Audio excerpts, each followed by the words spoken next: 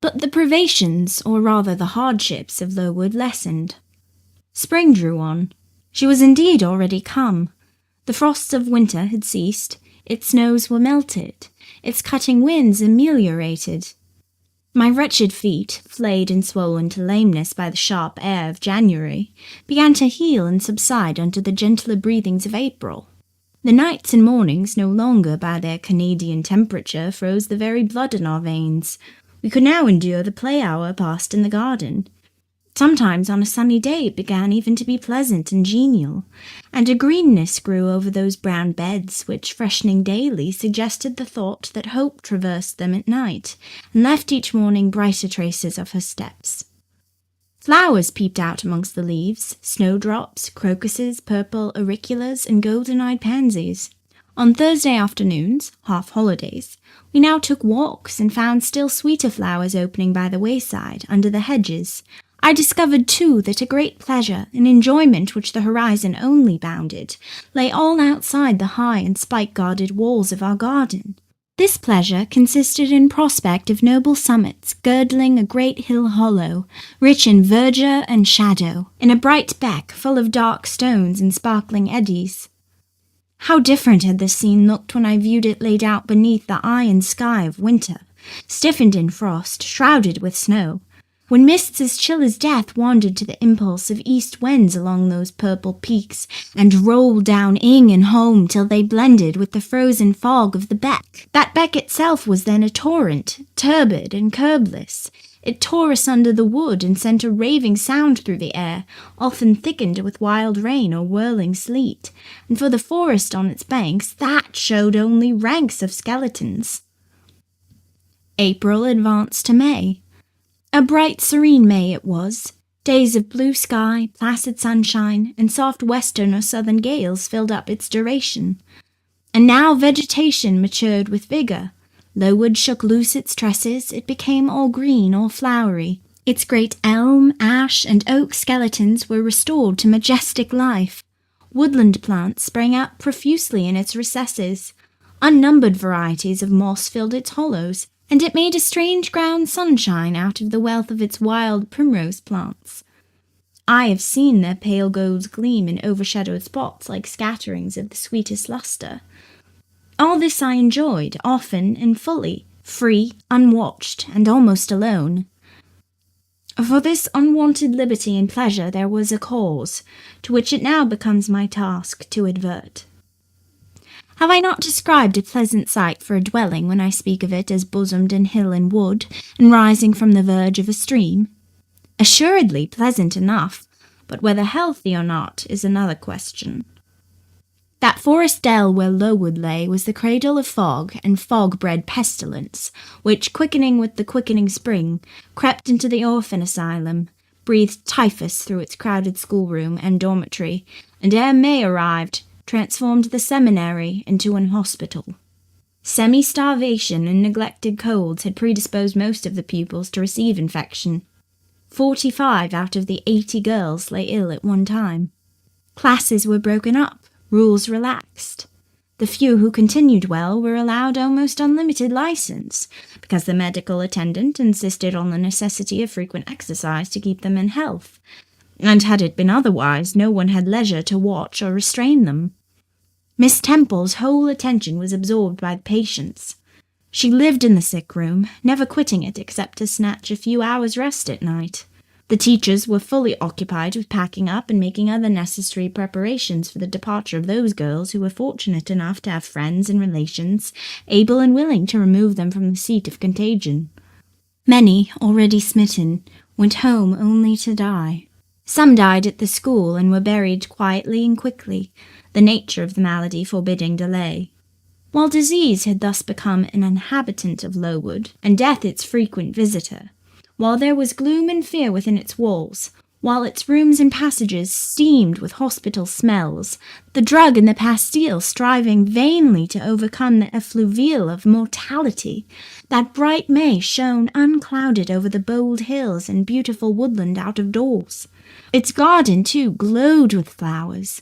Hollyhocks had sprung up tall as trees, lilies had opened, tulips and roses were in bloom, The borders of the little beds were gay with pink thrift and crimson double daisies.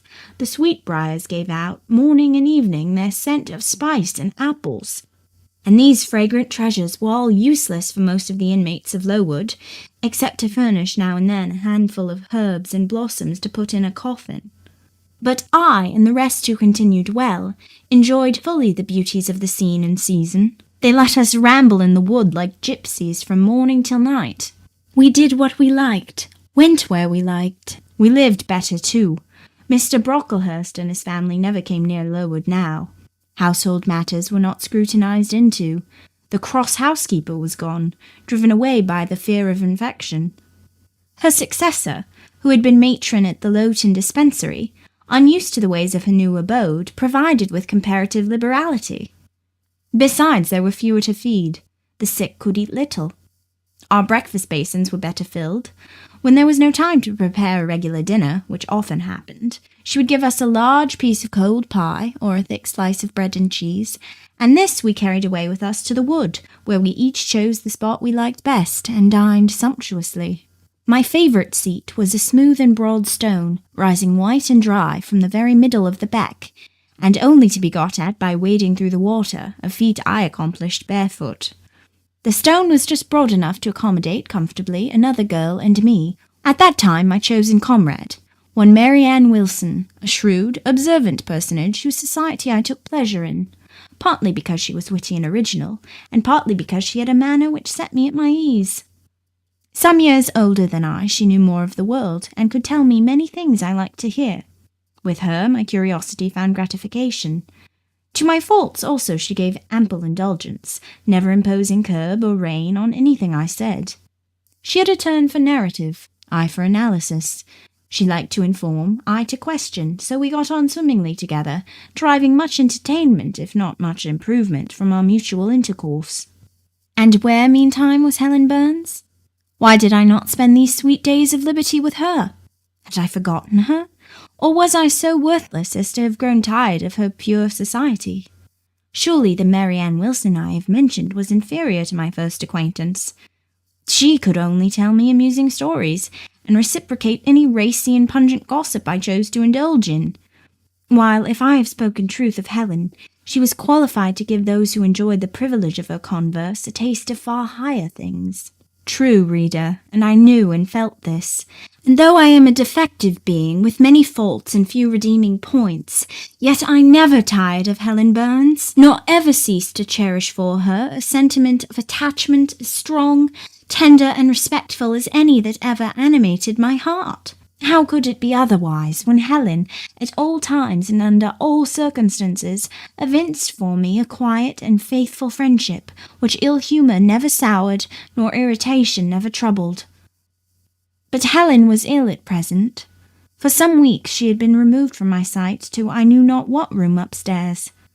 She was not, I was told, in the hospital portion of the house with the fever patients, for her complaint was consumption, not typhus, and by consumption I, in my ignorance, understood something mild, which time and care would be sure to alleviate.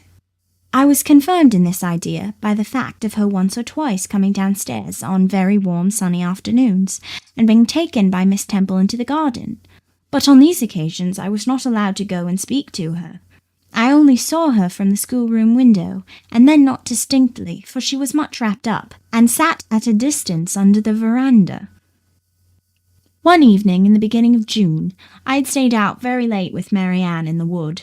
We had, as usual, separated ourselves from the others, and had wandered far, so far that we lost our way and had to ask it at a lonely cottage where a man and woman lived, who looked after a herd of half-wild swine that fed on the mast in the wood. When we got back, it was after moonrise.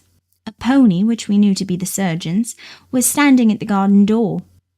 Mary Ann remarked that she supposed someone must be very ill, as Mr. Bates had been sent for at that time of the evening. She went into the house. I stayed behind a few minutes to plant in my garden a handful of roots I had dug up in the forest, and which I feared would wither if I left them till the morning. This done, I lingered yet a little longer. The flowers smelt so sweet as the dew fell. It was such a pleasant evening, so serene, so warm. The still glowing west promised so fairly another fine day on the morrow. The moon rose with such majesty in the grave east. I was noting these things and enjoying them as a child might, when it entered my mind as it had never done before. How sad to be lying now on a sick-bed and to be in danger of dying. This world is pleasant. It would be dreary to be called from it, and to have to go who knows where. And then my mind made its first earnest effort to comprehend what had been infused into it concerning heaven and hell, and for the first time it recoiled, baffled, and for the first time, glancing behind on each side and before it, it saw all round an unfathomed gulf. It felt the one point where it stood, the present. All the rest was formless cloud and vacant depth, and it shuddered at the thought of tottering and plunging amid that chaos. While pondering this new idea, I heard the front door open. Mr. Bates came out, and with him was a nurse. After she had seen him mount his horse and depart, she was about to close the door, but I ran up to her. How is Helen Burns? Very poorly, was the answer. Is it her Mr. Bates has been to see? Yes. And what does he say about her? He says she'll not be here long. This phrase, uttered in my hearing yesterday, would have only conveyed the notion that she was about to be removed to Northumberland, to her own home. I should not have suspected that it meant she was dying, but I knew instantly now. It opened clear on my comprehension that Helen Burns was numbering her last days in this world, and that she was going to be taken to the region of spirits, if such region there were. I experienced a shock of horror, then a strong thrill of grief, then a desire, a necessity to see her, and I asked in what room she lay. She is in Miss Temple's room, said the nurse. May I go up and speak to her? Oh no, child, it is not likely. And now it is time for you to come in. You'll catch the fever if you stop out when the dew is falling. The nurse closed the front door. I went in by the side entrance which led to the schoolroom. I was just in time. It was 9 o'clock and Miss Miller was calling the pupils to go to bed. It might be 2 hours later, probably near 11, when I, not having been able to fall asleep and deeming from the perfect silence of the dormitory that my companions were all wrapped in profound repose, rose softly, put on my frock over my nightdress, and, without shoes, crept from the apartment, and set off in quest of Miss Temple's room. It was quite at the other end of the house, but I knew my way, and the light of the unclouded summer moon, entering here and there at passage windows, enabled me to find it without difficulty. An odour of camphor and burnt vinegar warned me when I came near the fever room, and I passed its door quickly, fearful lest the nurse who sat up all night should hear me. I dreaded being discovered and sent back, for I must see Helen. I must embrace her before she died. I must give her one last kiss, exchange with her one last word. Having descended a staircase, traversed a portion of the house below, and succeeded in opening and shutting without noise 2 doors, I reached another flight of steps. These I mounted, and then just opposite to me was Miss Temple's room. A light shone through the keyhole, and from under the door a profound stillness pervaded the vicinity. Coming near, I found the door slightly ajar, probably to admit some fresh air into the close abode of sickness. Indisposed to hesitate and full of impatient impulses, soul and senses quivering with keen throes, I put it back and looked in. My eye sought Helen, and feared to find death. Close by Miss Temple's bed, and half covered with its white curtains, there stood a little crib. I saw the outline of a form under the clothes, but the face was hid by the hangings. The nurse I had spoken to in the garden sat in an easy-chair, asleep. An unsnuffed candle burnt dimly on the table. Miss Temple was not to be seen. I knew afterwards that she had been called to a delirious patient in the fever room.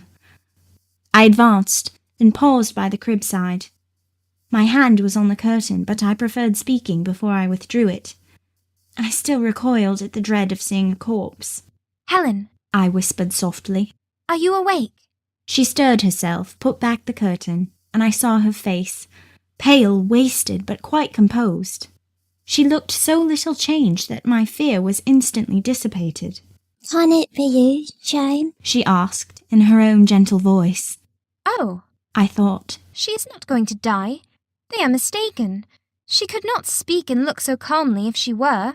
I got on to her crib and kissed her. Her forehead was cold, and her cheek both cold and thin, and so were her hand and wrist. But she smiled as of old. Why are you come here, Jane? It is past 11 o'clock. I had a strike some minutes since. I came to see you, Helen. I heard you were very ill, and I could not sleep till I had spoken to you. You came to bid me goodbye. Then you were just in time, probably. Are you going somewhere, Helen? Are you going home? Yes, to my long home, my last home. No, no, Helen. I stopped, distressed. While I tried to devour my tears, a fit of coughing seized Helen. It did not, however, wake the nurse. When it was over, she lay some minutes exhausted. Then she whispered, Jane, you're to feed it bare. Lie down and cover yourself in my quilt. I did so. She put her arm over me and I nestled close to her. After a long silence, she resumed, still whispering, I am very happy, Jane, and when you hear that I'm dead, you must be sure and not grieve. There is nothing to grieve about. We all must die one day, and the illness which is removing me is not painful. It is gentle and gradual. My mind is at rest. I leave no one to regret me much. I have only a father, and he is lately married, and will not miss me. By dying young, I shall escape great sufferings. I had not qualities of talents to make my way very roundabout. I should have been continually at fault. But where are you going to, Helen? Can you see? Do you know? I believe, I have faith. I am going to God, Where is God? What is God? my Maker and yours, who will never destroy what he created. I rely implicitly on his power, and confide wholly in his goodness. I count the hours till the eventful one arrives, which shall restore me to him. Reveal him to me. You are sure then, Helen, that there is such a place as heaven, and that our souls can get to it when we die? I am sure there is a future state. I believe God is good. I can resign my immortal part to him without any misgiving. God is my Father. God is my friend. I love him. I believe he loves me. And shall I see you again, Helen, when I die? You will come to the same region of happiness. Be received by the same mighty, universal parent. No doubt, dear Jane. Again I questioned, but this time only in thought. And I clasped my arms closer round Helen. She seemed dearer to me than ever.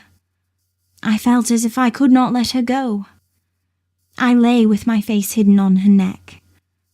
Presently she said, in the sweetest tone, How comfortable I am. That last fit of coughing startled me a little. I feel as if I could sleep, but don't leave me, Jane. I like to have you near me. I'll stay with you, dear Helen. No one shall take me away. Are you warm, darling? Yes. Good night, Jane. Good night, Helen. She kissed me and I her, and we both soon slumbered. When I awoke it was day. An unusual movement roused me. I looked up. I was in somebody's arms. The nurse held me. She was carrying me through the passage back to the dormitory. I was not reprimanded for leaving my bed. People had something else to think about. No explanation was afforded then to my many questions, but a day or two afterwards, I learned that Miss Temple, on returning to her own room at dawn, had found me laid in the little crib, my face against Helen Burns's shoulder, my arms round her neck. I was asleep, and Helen was dead. Her grave is in Brocklebridge churchyard.